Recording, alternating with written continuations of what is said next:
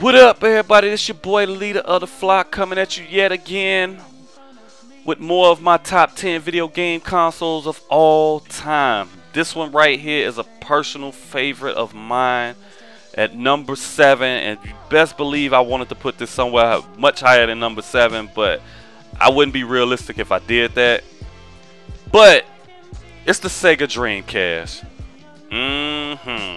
Now, if I put a countdown of like most played consoles, this would definitely be like number 4. But it's number 7 right now, and I'm gonna get into the whole specs of the system and all of that. Let's start off like this.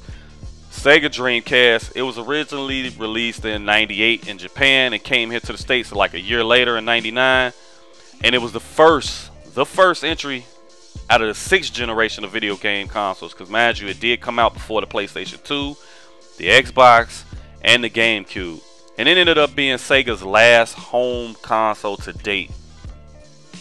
Now, the original intentions of this system was to be kind of a make good because of the Sega Saturns fail, and the system only lasted roughly about 3 years tops, and they had some financial problems, and the fact that Sony announced the much anticipated PlayStation 2 about a year into their existence, the sales started to plummet for them. So they just had to come to the realization that they would just end up being a third-party developer.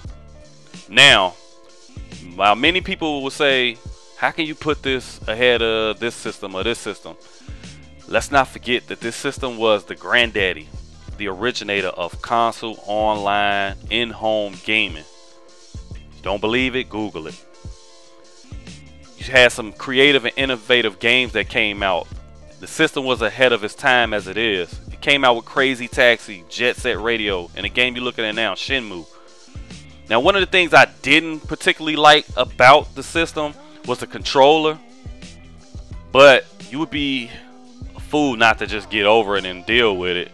I mean, who didn't like playing NFL 2K and looking at the VMU on your memory card, picking your plays instead of doing it on your screen, so the cheating bastard sitting next to you couldn't copy your plays? Now, let's get into the launch titles, yo. This system had the best launch title lineup ever that I've ever seen, and I'll get into them.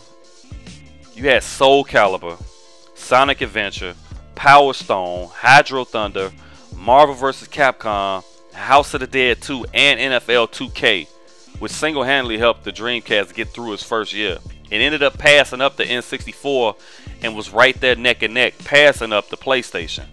So, for a lot of people that say, oh, this system was out only a couple years, how can you say that it was one of the best? It's the same comparison people do with Notorious B.I.G.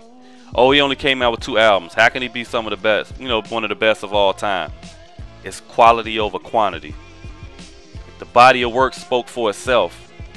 It was so far ahead of its time. A lot of people weren't ready for it. And like I said, they just squared off against the juggernaut, and it was just bad timing and got knocked on the ass. And also, another fact that kind of brought their demise was the fact that they used CD-ROMs, and it was so much easier for people to just copy the games instead of buying the games, and they kind of went bankrupt due to that too. So that didn't help them either. So for that reason, they still gonna be number 7. I'm out.